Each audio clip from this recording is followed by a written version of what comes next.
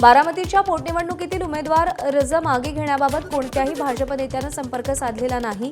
काँग्रेस प्रदेशाध्यक्ष हर्षवर्धन सपकाळांकडून स्पष्ट. अफवा पसरवून भाजप राष्ट्रवादी काँग्रेसची फसवणूक करत असल्याचा सपकाळांचा आरोप.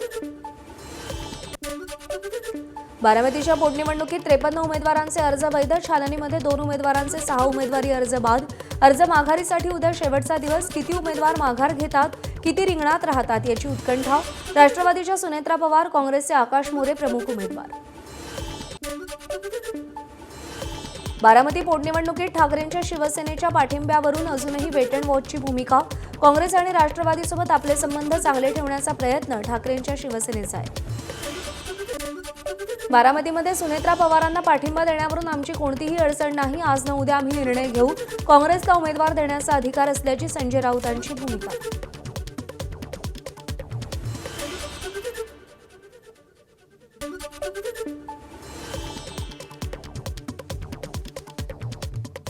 उद्धव ठाकरे ओपन हार्टेडच आहेत नेहमी.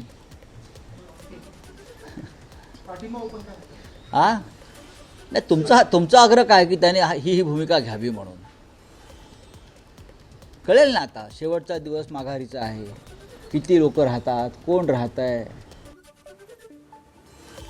प्रफुल्ल पटेल यांच्या कार्यकर्ता मेळाव्याच्या बॅनरवरून अजित पवारांचा फोटो गायब. बॅनरवर उपमुख्यमंत्री सुनेत्रा पवार यांचा फोटो, मात्र अजित पवारांचा फोटो नसल्यामुळे चर्चांना उधाण. प्रफुल्ल पटेल यांनी प्रतिक्रिया देणं टाळलं. अजित पवार लोकांच्या मनामनात, त्यामुळे कोणी बॅनरवर फोटो लावला काय किंवा नाही लावला काय, काहीच फरक पडत नाही. आमदार अमोल मिटकरींची प्रतिक्रिया. एखाद्या बॅनरवर तसे फोटो नसतील याचा अर्थ दादा मनातून गेले असं होत नाही. दादा प्रत्येकाच्या घराघरात आहेत, मनामनात आहेत. 18 पगड जातीच्या मनात दादा आहेत. त्यामुळे कोणी फोटो टाकले असतील नसतील ह्याला महत्त्वाचं. शेवटी ते बॅनरवर फोटो टाकले तर ते बॅनर खतावरच जाईल, पण माणसाचं मन थोडी खतावर जाणार आहे. त्यामुळे त्यात तुम्ही फोटो टाकले का नाही टाकले त्यांना फरक पडत नाही. पार्थ पवार यांनी अजित पवार यांचा राजकीय प्रवास समजून घ्यावा. शरद पवार काँग्रेसच्या विचारानं पुढे गेले. काँग्रेसवर टीका करताना पार्थ पवारांनी आत्मपरीक्षण करावं. संजय राऊतांचा पार्थ पवारांना टोला.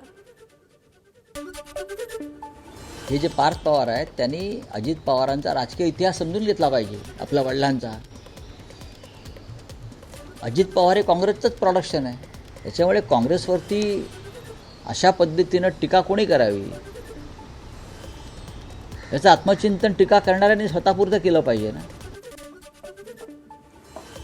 शरद पवारांना पुन्हा भाजपचा धक्का. समरजित घाटगे यांचा भाजपत प्रवेश. भाजप प्रदेशाध्यक्ष रवींद्र चव्हाण आणि मंत्री चंद्रकांत पाटील यांच्या उपस्थितीत पक्षप्रवेश सोहळा. मुख्यमंत्र्यांच्या नेतृत्वात जिल्ह्याचा विकास करणार घाटगेंची भूमिका. रत्नागिरीतील चिपळूण फॉरेस्ट विभागाच्या शासकीय मालमत्तेवरती भाजपचे चिन्ह. काँग्रेसनं संबंधित फॉरेस्ट अधिकाऱ्यांची भेट घेत जाब विचारला. शासकीय मालमत्तेवर राजकीय पक्षाचे चिन्ह लावणं नियमबाह्य असून सरकारी जागेचा राजकीय वापर कसा काय केला जातो, काँग्रेसचा सवाल.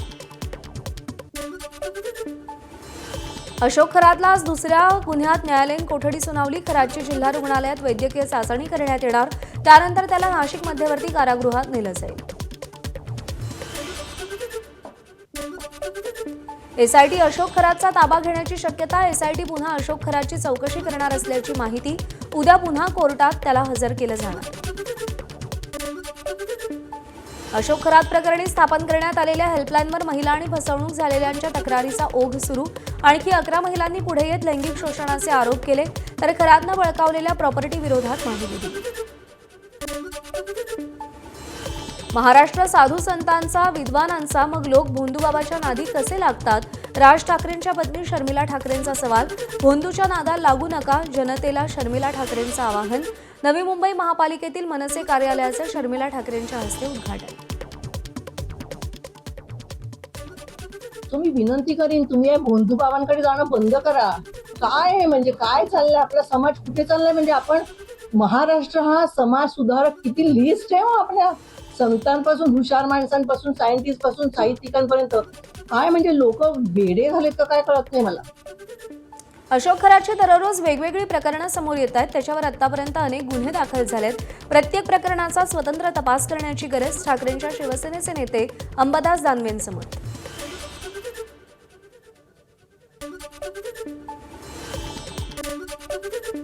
पुण्यातील खडी मशीन चौकात येण्यापूर्वीच भाजप आमदार गोपीचंद पडळकरांना पोलिसांनी अडवलं. कोंढव्याच्या भिवरी गावातील तरुणांना मारहाण झाली होती. त्याच्या निषेधार्थ पडळकरांनी सासवड ते कोंढवा दरम्यान रॅलीचं आयोजन केलं होतं. तुकाराम मुंढेंची बदली करण्याच्या मागणीसाठी दिव्यांगांचं नांदेड जिल्हाधिकारी कार्यालयात आंदोलन. बदली रद्द करण्याच्या मागणीसाठी घोषणा. विधिमंडळ अंदाज समितीसमोर चले जावच्या घोषणा.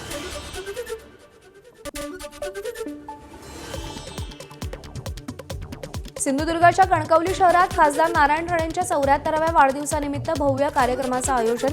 मुख्यमंत्री देवेंद्र फडणवीस, उपमुख्यमंत्री एकनाथ शिंदे, बॉलिवूड स्टार संजय दत्त आणि गायक सोनू निगम कार्यक्रमाला उपस्थित राहणार.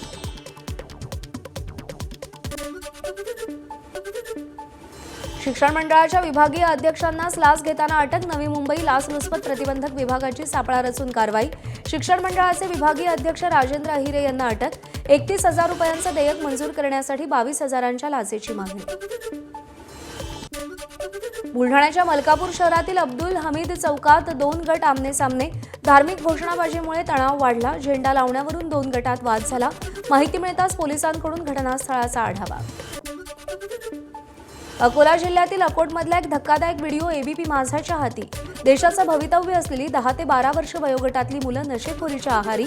अकोट शहरातील इंदिरानगर भागात मुलं सिगरेटमध्ये गांजा भरून ओढत असल्याचं दिसतंय. अमरावतीतल्या परतवाडा मार्गावर मंजुरी नसतानाही 50च्या वर झाडं तोडली. महामार्गाच्या चौपदरीकरणासाठी अडथळा ठरणारी झाडं तोडली. 100 वर्ष जुन्या झाडांची कत्तल. जुनी झाडं तोडू नका असे न्यायालयाचे आदेश असतानाही झाडांची तोड.